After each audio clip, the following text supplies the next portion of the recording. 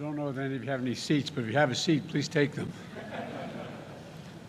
I once said that when I first became president, and they said, Biden is so slow he doesn't realize there are no seats out here.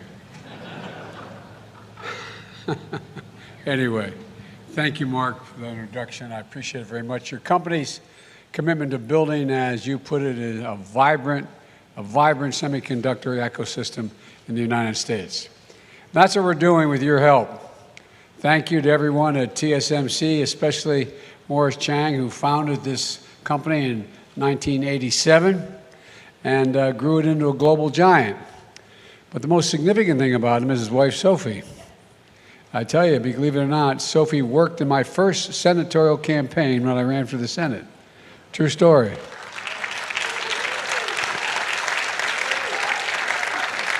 So I owe an awful lot to this company. We had a lieutenant governor named S.B. Wu and his wife Kathy were on my staff, and they got her involved. And so I want to thank her very much for that. Mayor, thanks for welcoming us to your city, and Gov, you and I are different sides, but we see and share the same vision as Arizona is a hub, literally a hub for technical change that's going to take place, and that's well underway. Governor-elect Hobbs, is Governor-elect Hobbs here? I don't think. Gov, congratulations. Congratulations.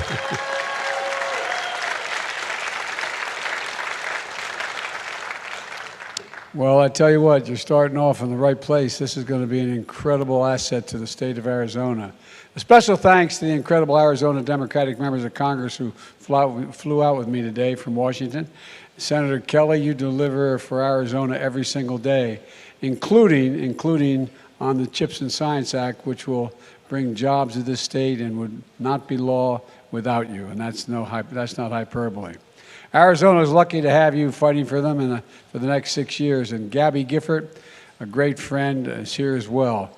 When I gave Gabby the Presidential Medal of Freedom this summer, I said she was one of the most courageous people I've ever known. People of Tucson elected her to the Congress 3 times because they trusted her, they believe in her, and she's the embodiment of that core American trait. Never, ever, ever, ever give up, and she never does.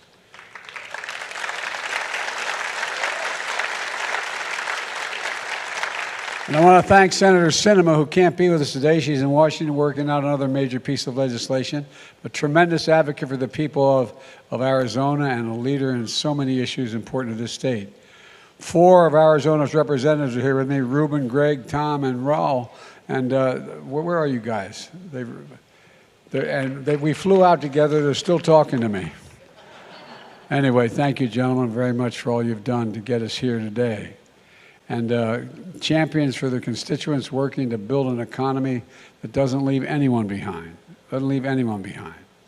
Gina Raimondo is an outstanding Secretary of Commerce, a fierce champion of U.S. industry, especially in semiconductors. I want to thank you to the business leaders here today. Tim Cook of Apple, where are you, Tim? He buys a few of these little chips. And he's a small customer here at this outfit. Between 25 and 35% of their, but anyway, I hope they're treating you well. And Sanjay of Micron. Sanjay has represented more than 24 tech and manufacturing companies, and you're here because you're seeing what we're all seeing. American manufacturing is back, folks. American manufacturing is back. I recently took a trip literally around the world, starting in Egypt and ending up in Guam and finally coming home, ending with a meeting in Indonesia with the G20. The countries with many of the largest economies in the world. And what was clear in those meetings is the United States is better positioned than any other nation to lead the world economy in the years ahead if we keep our focus. There's a strong sense from all the world leaders of the resiliency of the American economy, and we're seeing it here at home with investments like the one we're talking about today. Together, with the help of your elected leaders here today, we've had an extraordinary 2 years of progress. We passed the American Rescue Plan, keeping tens of thousands of cops, firefighters, teachers, first responders on the job in all 50 states when revenues dropped because of the nature of the economy. We fully vaccinated more than 220 million people. We're rebuilding our infrastructure, fixing our roads, our bridges, our airports, strengthening American manufacturing by creating 750,000 manufacturing jobs just since I become president. And what I'm most excited about is people are starting to feel a sense of optimism as they see the impact of the achievements in their own lives. It's going to accelerate in months ahead, and as part of the broad story about the economy we're building that works for everyone, one that grows from the bottom up and the middle out, that positions Americans to win the economic competition of the 21st century.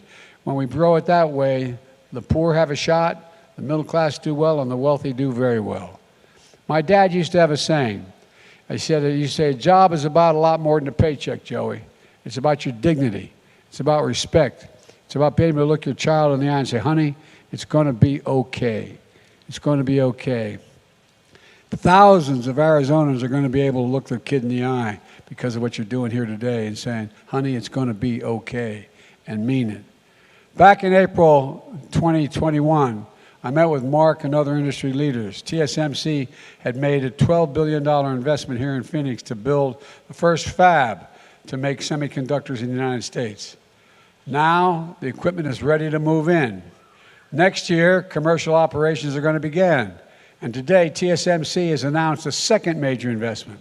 They'll construct a second fab here in Phoenix to build chips, 3 nano chips, the 3 nano chip.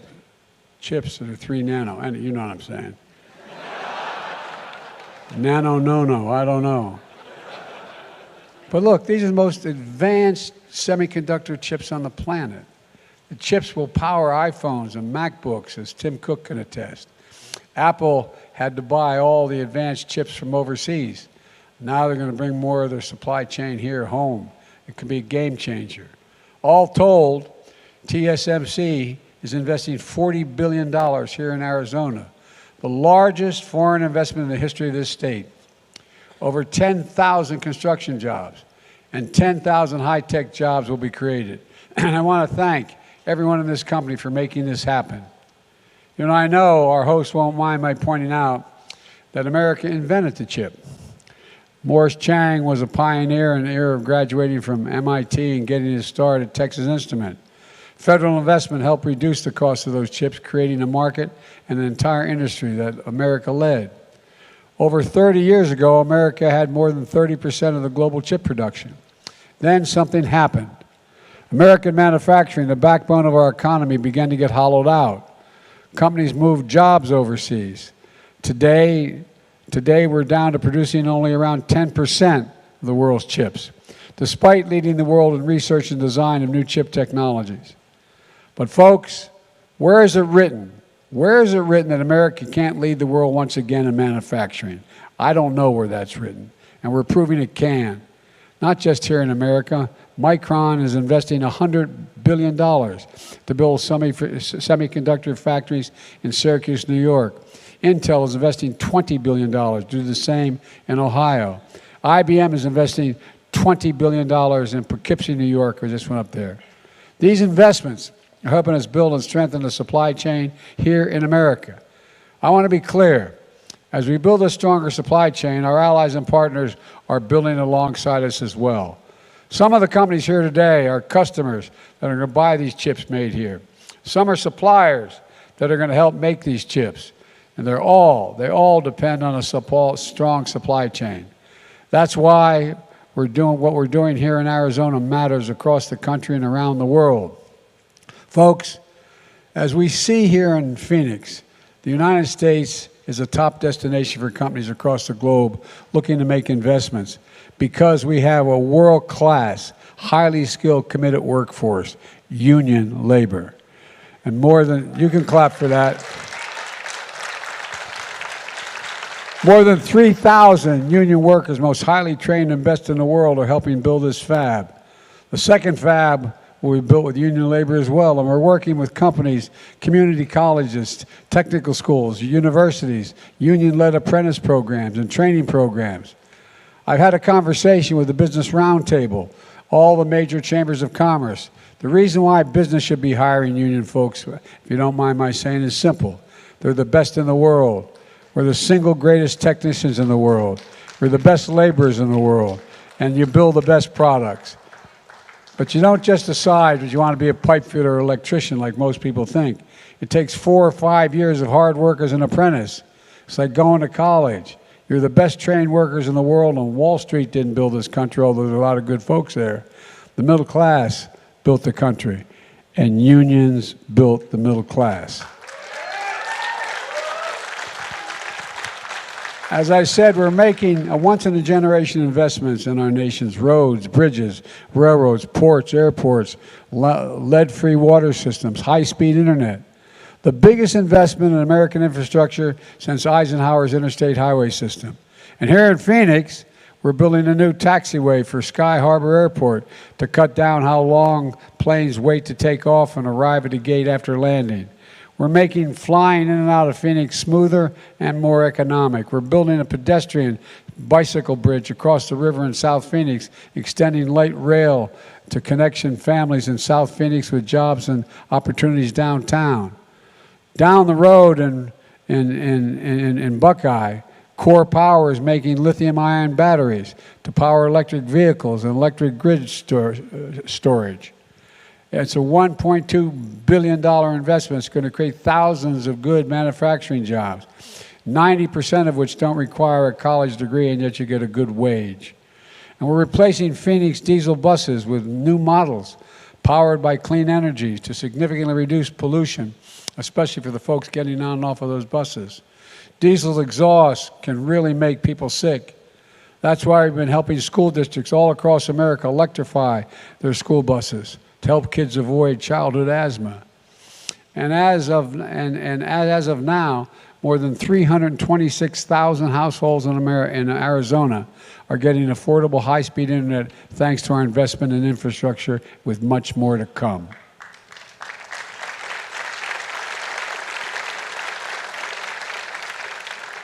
When Arizonans see the big picture, in your hometowns, cranes going up, shovels in the ground, workers with hard hats, I want you to feel the way I feel. Pride. Pride. We can do, what we can do together is just anything, virtually anything. Folks, here's the bottom line.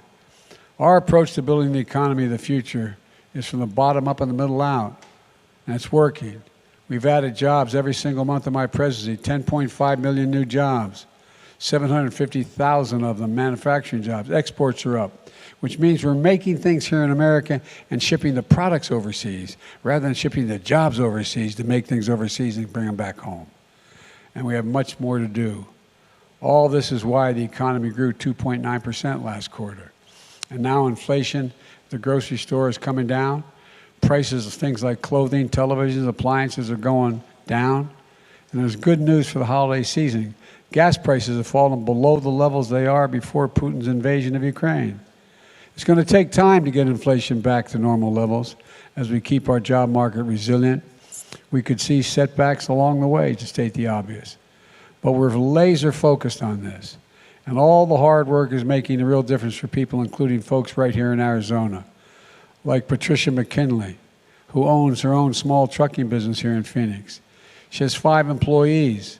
The pandemic hit her company hard, but these new infrastructure projects for Arizona mean more work for her and her team, a chance to grow her business, to secure her business. And Paul Sorosa, who grew up picking seasonal produce here in Arizona, his parents believed in education, so Paul went to college and studied business. He launched a cleaning business. Now he has over 100 employees in his company. TSMC is now his biggest customer. And now they're expanding into Phoenix. Paul will be hiring a lot more workers. These are countless stories like these across the country where people are benefiting from what you all are doing. People working hard every day, never giving up, seizing every opportunity they can to get ahead. That's who this is about. Folks like Patricia and Paul. And they're why I'm unapologetic about fighting for American workers and getting the economy to work for working people. Let me close with this. It's been a rough few years for hardworking Americans. for businesses as well. A lot of families, things are still pretty rough. But they're bright spots where America is reasserting itself, and the innovation and manufacturing boom here in Arizona is one of those places. I ask leaders of companies like TSMC this question. When the United States decides to invest considerable resources in a new industry that we need to build up, does that encourage business or to get them in the game, or does it discourage them? The answer is it encourages them. Federal investment attracts private sector investment, creates jobs in industry, and it demonstrates we're all in this together. And that's what today's about. I've never been more optimistic, and I mean this, I've been around a long while, as you can see.